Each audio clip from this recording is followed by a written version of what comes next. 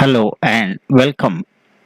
The topic with the editorial of Hindu today is down but not out. Now, this virtually means that quiet but not dead, or something that is silent but it is not permanently silent. This is the basic meaning, and with this meaning, let us go ahead with the subtopic what it says. Well, I have given some words, rather a group of words that have meanings over here, special meanings, and we must acknowledge these words before we go into the passage. Down but not out, temporarily sidelined but not permanently defeated. This is what the meaning described over here. This meaning comes over here in this passage for this word. IS space to operate. It means IS group, the group of people making IS, Islamic states, are to operate. Proto-state. Proto-state is a half-state. It is not autonomous and sovereign as yet. So a quasi-state without autonomy and sovereignty is proto-state. Hinterland is referred to as remote area, an area which is not inhabited by people. It is hinterland. Chaos breeds militancy. Chaos refers to instability or state of confusion. So, instability or confusion gives rise to violent methods. This is what it means. Chaos breeds militancy. Chaos gives rise to violent methods. So, with the topic down but not out, let us go ahead with the subtopic. The subtopic says political instability in parts of West Asia and North Africa is allowing the IS space to operate.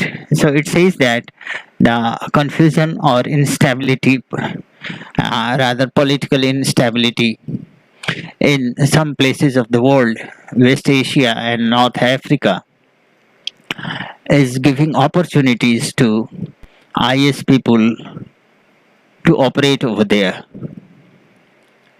They are taking advantage of instability. The UN counter-terrorism chief's statement to the Security Council on continuing presence of Islamic State IS terrorists in West Asia, Africa and elsewhere should be seen as a serious warning by the countries in these regions. So this is the opening sentence, and it is in the form of a warning, a serious warning against IS terrorists. It says that the chief of UN counter-terrorism has issued a statement of warning to the countries, particularly in the area of West Asia and Africa, and maybe some other places as well,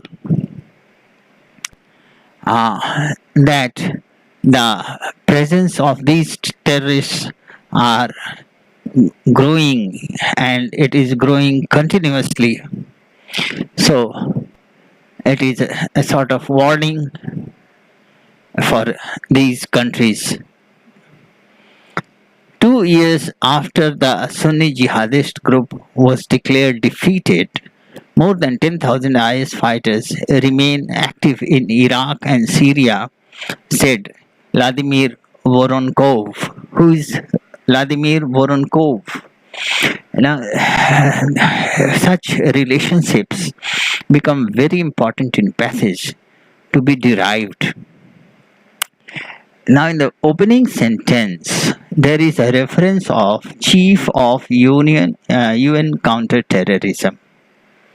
there is a reference for this person, but the name has not been given. The name is given over here. So this Vladimir Voronko virtually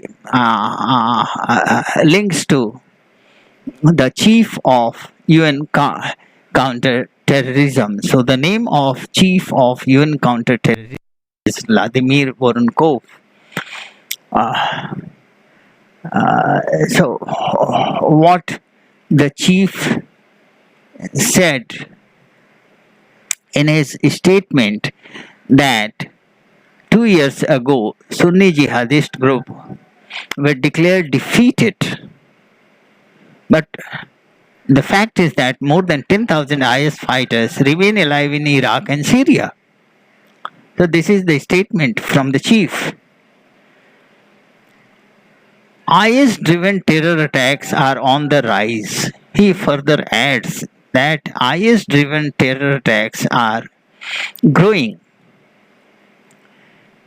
Besides these two countries, where the IS had established a proto-state, a quasi-state in 2014, destroyed by multilateral war efforts that lasted 4 years.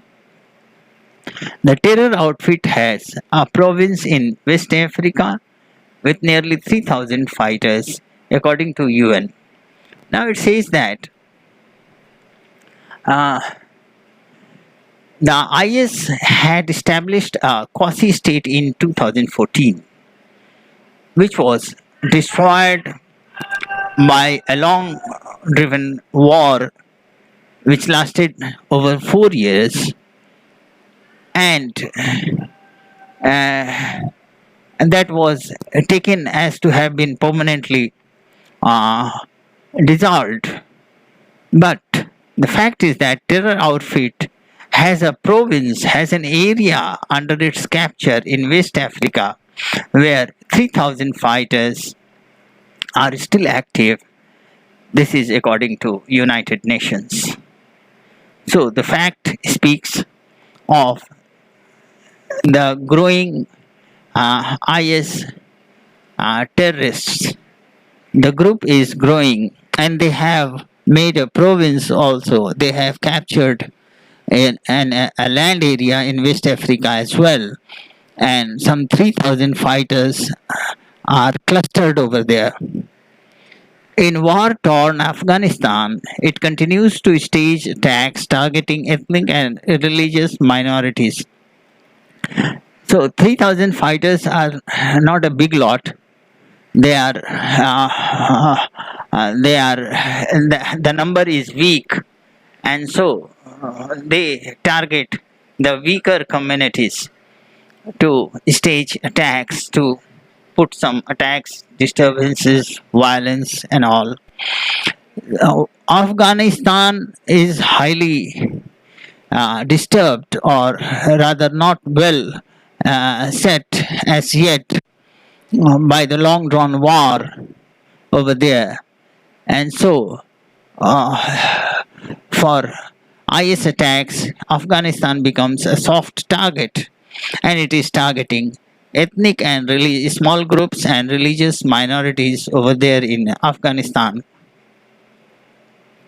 The IS may no longer control any big city, but it's with a breakaway faction of Al Qaeda in Iraq to one of the world's most potent terrorist groups should be a lesson for all stakeholders. Now it warns, it is another sort of warning that IS being a small group, may not be able to take hold of the big cities. But it must be remembered that they were just a breakaway, they were just a part of that split away from Al Qaeda in Iraq, and grew to become the most dangerous terrorist groups in the world. And that must be remembered by the countries who are facing troubles with IS groups. Ever since they lost territories, IS fighters withdrew from the front lines and started operating in cells in deserts, mountains, and hinterlands of conflict-ridden countries. So, ever since they lost their territories, the proto-state that they had made, ever since they have lost it, they are targeting smaller groups. And they have withdrew from the front lines. They do not fight in the open now. They operate in small groups, in cells, and the places are deserts, mountains, and remote areas of those countries which are conflict ridden, where there is a lot of political disturbance. So this is how they are operating as of. So this first para gives the current outlook of IS. Iraq and Syria are particularly vulnerable to IS's resurgence, as these countries are yet to be fully stabilized after the wars. Iraq and Syria had seen a lot of wars recently, so they are not yet stabilized. So they become particularly vulnerable to IS's growth in their territories. In Syria, the Bashar al-Assad government has practically won the civil war, but Syria is now a divided country. So it says that Syria, although the government has cooled down the civil war over there, but it stands as a divided country. It is not a united country as of now. While the government controls most of the territories, a coalition of jihadists and rebels is running the Idlib province. So it says that most of the part is governed by the government and controlled by the government, but the terrorists have been able to make out with Idlib province. They have been able to control. They have been able to have a control over Idlib province with coalition of jihadists and rebels. In the northeast, the Kurdish rebels have declared autonomy, and in the northeast Kurdish rebels, these are another group of rebels. They have declared their own autonomy. On the Syrian-Turkish border, Turkey, backed by pro-Turkish rebels, has carved out a buffer and has been a permanent conflict with the Kurds. So, on the Turkish border, Syrian-Turkish border, there is continuous and permanent conflict between pro-Turkish rebels and the Kurds. Though there is an uneasy quiet in Syria, the situation is inflammable. See, it says that it looks quiet in Syria, but may erupt anytime and devastate or bring in a lot of violence. Iraq, after months of protests and instability, has finally got a government. See, Iran was in trouble of not having a government, but now it has a government. But Prime Minister Mustafa al-Kadhimi is torn between US and Iran. Now Iraq gives a different story, a story of conflict between US and Iran. Pro-Iran Shia militias continue to target US troops inside Iraq, which could turn the country into a battlefield between Washington and Tehran. So it says that there are some militia groups, Shia militia groups, they are pro-Iran, and they target US troops inside Iraq. So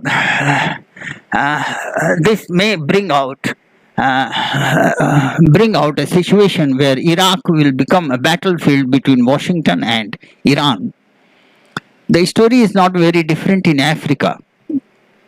Now this is the third instance related to IS. The story is not very different in Africa. Libya has two governments which were fighting each other till last week's ceasefire. The Libyan conflict was spilled over into Mali and Burkina Faso, where jihadists have established a solid presence. Now it says that it adds to the growing Islamic IS presence in Libya, where they have two governments and both fight against each other. But fortunately, last week there was a ceasefire declared. But the conflict has gone into places of like Mali and Burkina Faso, where jihadists have a solid presence. So these jihadists, this is a point of where IS can have its say. They can build a coalition with jihadists and have their presence over there as well. Chaos breeds militancy. So this says that if there is instability, violent methods are adopted. And as the main group here is the IS, it would remain active as long as these countries remain unstable. So it is an obvious outcome. If there is a kind of instability, IS will have its say. IS loves instability. The IS has its roots in the US invasion of Iraq. So IS began with US invasion of Iraq in 1990. It started growing by exploiting the civil war in Syria. Later, it went out by exploiting civil war in Syria. The regional governments as well as their international backers and rivals should be mindful of this fact. Now, it is a reminder to regional governments and their rivals that how IS grew up. It grew up with US invasion of Iraq, and then it kept itself alive exploiting civil war in Syria. If they fail to address the regional fault lines and continue to fight each other, the jihadists would emerge winners once again. Now it says IS was earlier can regain its position if these fault lines are not repaired on a regional basis and the fight is continued among with each other as well as with jihadists. The fight with jihadists is already there, but they will have a win and they will regain their position if there is internal fights continuing in these places. So, this is the obvious conclusion drawn from the facts going above. Thank you, and with this, I close and request you to like and subscribe this channel. Thank you.